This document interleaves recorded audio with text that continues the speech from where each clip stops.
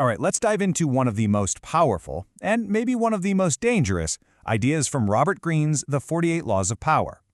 We're talking about Law 11.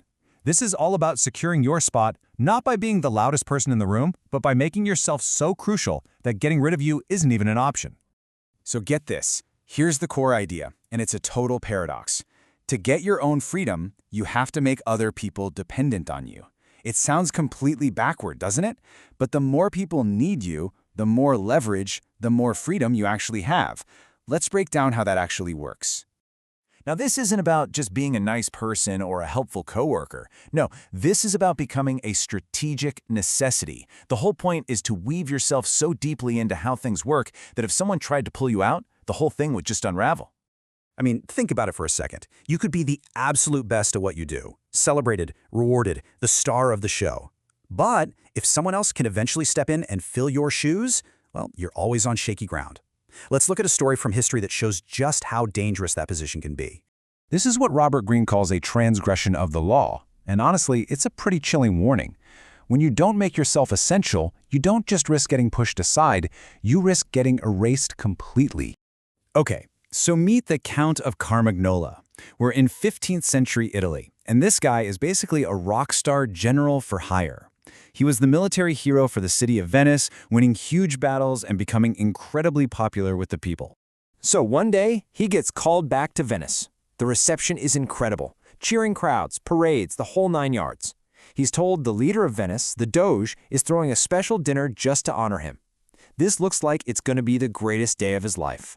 But as he's being led through the palace, he starts to notice something's off. They're not taking him to the banquet hall. Instead, they lead him across the infamous Bridge of Sighs, the walkway that connects the palace directly to the prison.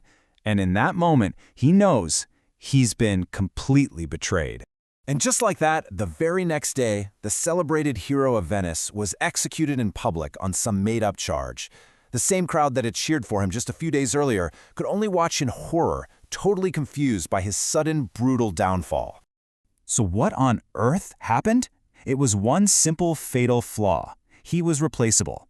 Sure, the Count was a brilliant general, but Venice could always hire another brilliant general. He was a powerful piece on their chessboard, but he forgot that any piece can be sacrificed.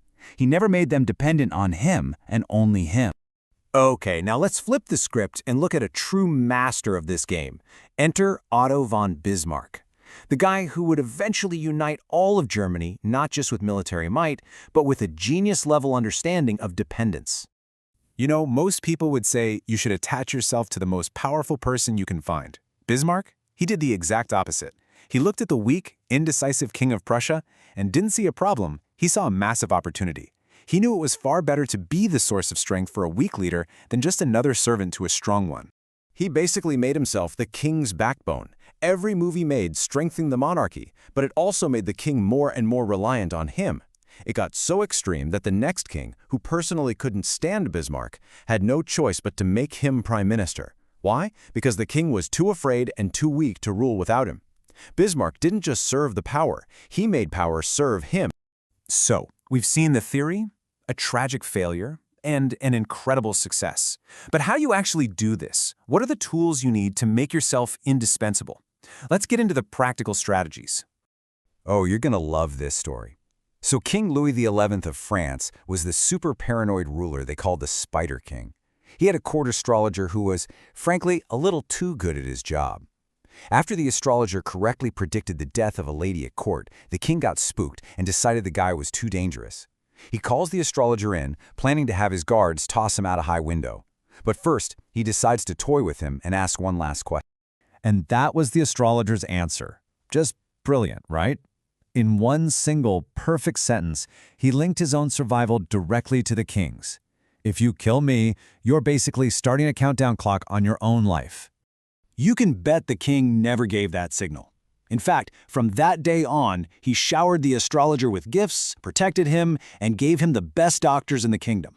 The astrologer didn't just save his life, he made his continued existence absolutely essential to the king's own peace of mind.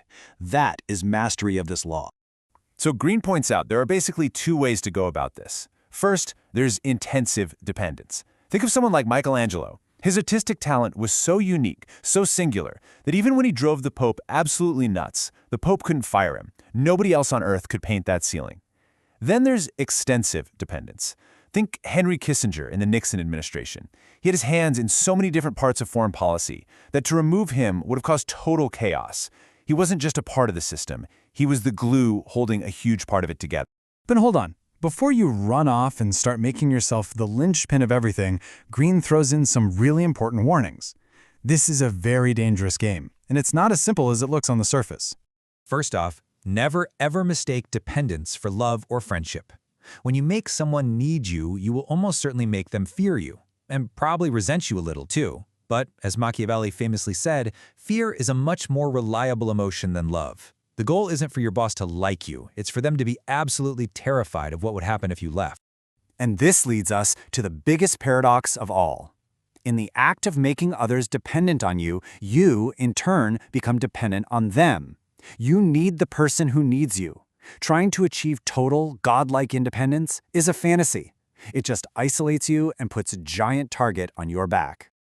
So the real position of power isn't about being totally free and independent.